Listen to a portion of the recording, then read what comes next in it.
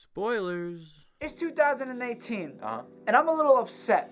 Why? I'm a What's little sick and tired of reboots, remakes, rehashes, Okay. the evil sequel. Every time I walk into a theater and I see that some new movie's out, I see a poster, I see a new trailer online, and I'm seeing new Jumanjis, new Smurfs, new Spider-Mans. Yeah. I don't know what to think anymore. I'm like, is anybody making new content? Where's it at? Where's the creativity? Show me something new. I want something original. But wait, there was one. There was one beautiful one A Phoenix. that really stood apart. Blade Runner 2049. That one was great. I walked out of Blade Runner much different than I walked in. Okay. I walked in thinking to myself, the first one, it was okay. A little weird. It was a little weird, but it was new. It was something that for its time, it created a world that no one had ever seen before. It made you think about your life, It questioned humanity. how to be you, your humanity, whether this or that is right or wrong. So when I walked out of the theater, I realized a new appreciation for sequels. Denis Villeneuve, the director of Blade Runner, did something with this sequel that I feel like no other sequel has done before. They expanded the universe. And I'm not just talking about regular expanded. Some people would say that the Star Wars sequels will expand the universe. Sure. But to a certain extent, what I'm talking about what Denis Villeneuve did is he took what Blade Runner was, the themes, the world, everything about it, and he took it one step further. Whether it was the audio, the visuals. Roger Deakins with his camera work was insane. Benjamin Wellfish, Hans Zimmer with the score. Yeah. They took the old sounds, the scape, All the atmosphere. Yeah, and that's what makes Blade Runner what it is. It showed you more of the world. And that is something that I feel like breaks this sequel apart from every other reboot, remake, sequel out there. Especially the ones that are coming out now, you know, because they're really just carbon copies. Like, some of them are just, it's too much repeating. So why did this movie not do well in the box office? It's a good question. Not a lot of people went to this movie. I think one, people thought the first one was a little weird. The first one was a little weird. It's a cult classic. It's definitely a cult classic, but it's a little dreary, a little quiet, a little dark for people. There was that weird little sexual assault scene going on in the first one as well. That was very true. So I can see why some people be off-put, but you got to go into it with fresh eyes. And I think that the people that did go see it and didn't like it probably told their friends about it, probably kind of shied on it a little bit. Maybe they said it was slow, it was boring. So the numbers are definitely going to go down because of that as well. But what makes this movie slow or boring? Why would someone think about that? I definitely think that in every single scene, there was something that progressed the story. Okay. But at the same time, not everything was dramatic in a way that people expect with the movies that are coming out now, all the action movies and the big explosions and the CG. So they want it to be more action-packed. They want it to be almost like epic. Indeed. And then you have your nice soft scenes. But this movie was more a soft storytelling. It led you along slowly so you could be taking it step by step and building this world in your head. Meanwhile, there's a big story going on. Yeah. You're still wondering who Kay is and what he's doing and how he's related to everything else, how he fits into Deckard. So it really just keeps on the edge of your seat the whole time. I feel like this movie does so well with bringing to life characters that really don't have any life at all. You don't know a whole lot about many of these characters. You're just kind of like thrown in their seat. Like, okay, now we're following this character. What do I know about him? Indeed. Not that much. What do I know about this girl? Not that much. I mean, you have this acting and the writing as well. Yeah, you got Hampton Thatcher and Michael Green. They're doing something different with the script. They're leaving a lot of space and a lot of silence, making you ask questions and then not answering them, which gets so frustrating for some people. But I love it when I see a movie. I'm constantly asking questions and I'm just like creating and filling in the spaces in the world. So the people who are not coming back to this movie are these people that are just... They don't want to ask the questions? Movie lazy. Sometimes responsibility is handed to the audience. You know, you have to question things. You have to kind of be responsible for your consuming of the content. And people don't want to do that all the time anymore. You didn't see the original Blade Runner. You walk into this movie, you sit down, the first 15 minutes, hell, the first hour, you're kind of like, okay. You're still getting acclimated, trying to learn the world. Yeah. Things are building slowly. It's quiet, it's steady. It really glides you along. It almost feels like it's this amusement park ride. and you're gliding above and you're just looking at this you're world. watching It's the different showing you things everything building that you in front of you. But I feel like that's what makes the movie.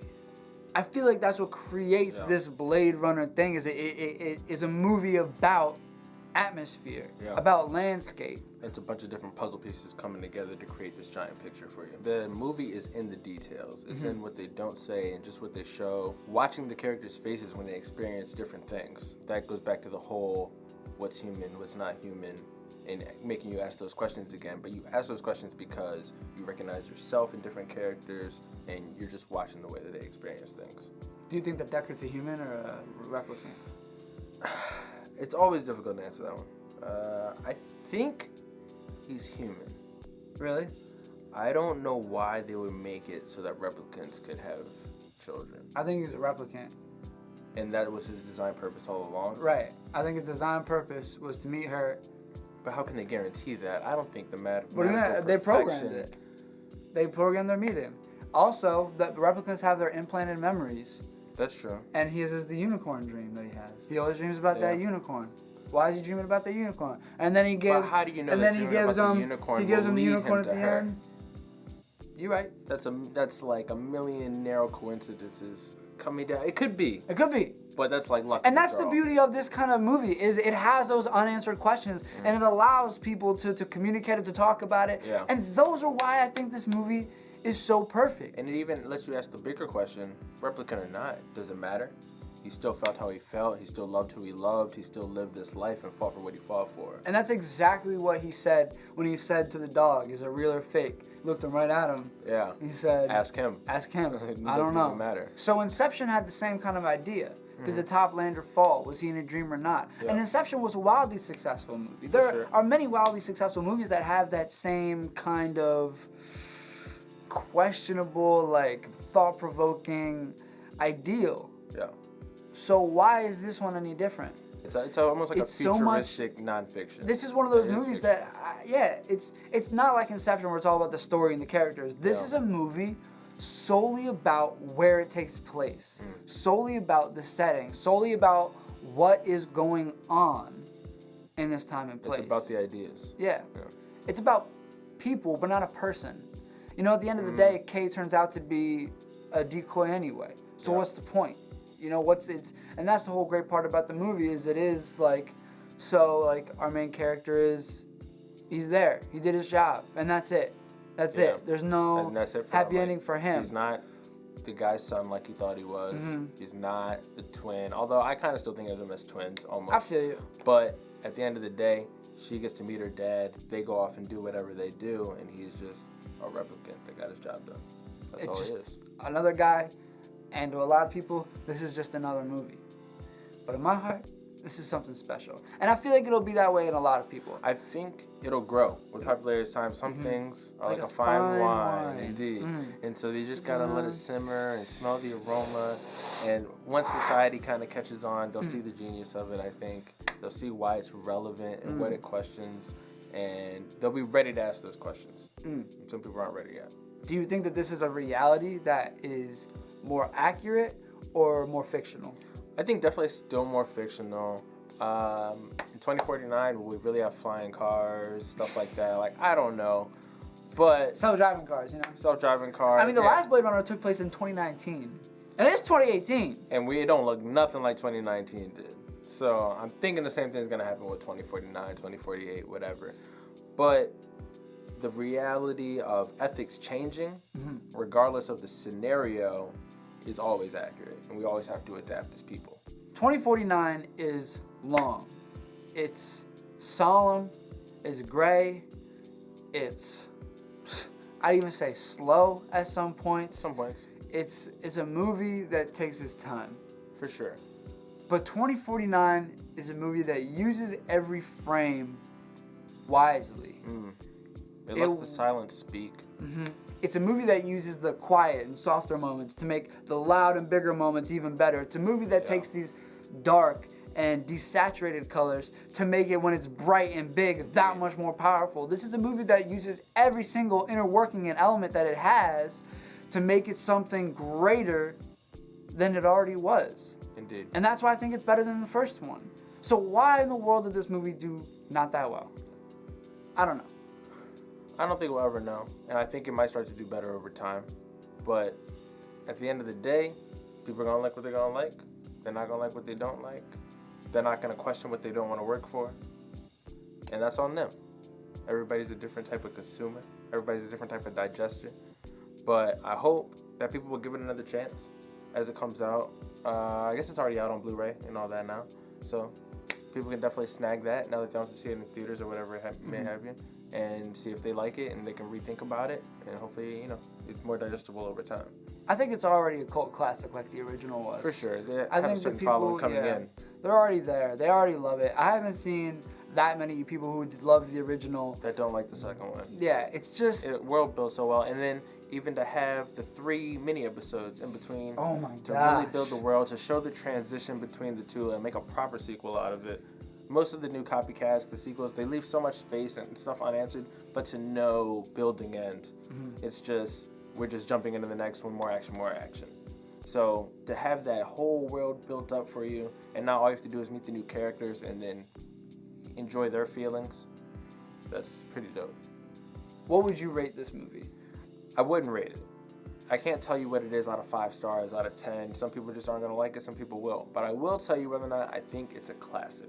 Okay. And whether it's something that deserves to kind of go down in film history. My answer is yes. You think it's a classic? It's classic. Okay. I think it's classic because of the world it builds. I think this is something that is specific to our culture at this time and things that we're questioning, and any movie that really makes you question where you're at in life, where humanity's at, what our place is in the universe. Those are the things that we really should be writing stories about and using to push us forward as a people. Heck yeah. I would also say it's a classic. For the same reasons. I mean, the first one was a cult classic. It built the world that no one had ever seen before, and this movie just expanded upon that world even more. It built in and brought in new characters successfully. It brought back old characters successfully, as well as brought back old world elements and added new ones as well. This movie just, it's symbiotic with the other one. They work together. They are something that they're classics. It was a classic back then, and this one I feel like is just an add-on, not something that's separate from it. Though a separate story, something that stands on its own, and that, again, is great about it, it still fits in with that first one like lock and key. For sure. I would say together they are a classic. And that also, Bladerunner. I would say that the movie is beautiful. Visually, the way they use the silence, the way they use the sound, like you said, the contrast earlier. And that last scene I always think about as he's sitting down in the snow. Deckard goes in to talk to his daughter, and it's just that sad moment where he doesn't realize because he's already realized it, but it really sinks in that he's just a replicant. There's nothing there for him. He's just sitting out in that blank canvas with really no purpose at this point. He's achieved everything he had to do, and now he's out in the void. And that's just like a beautiful moment to me, and I think that we're all in some way kind of out in that void, trying to figure out what our purpose is, what our ethics are, and what life really means. So what do you guys think? Do you guys think that this movie is going to be a classic? Do you think it's going to stay in the film history books? Or do you think it's just going to disappear, fall to the wayside? Let us know below. We're coming back very soon. We're going to talk about food, movie, music. We're coming back. Everything. We're going to do so many things. Or maybe we won't. I don't know. But Maybe that's the beauty of our lives. And it'll be goodbye forever. Probably not, though. Probably not. But we'll see you guys really soon. Thank you for sticking with us. Bladerunner, again, we both said it's a classic. Let us know below, because I'm curious. Yeah. I'm curious what everyone else thinks. Sure. Some people loved it. I know a bunch of people that were like, don't go see it. But I saw it and I don't regret it. But especially the people. I didn't figure you as one for bullshit.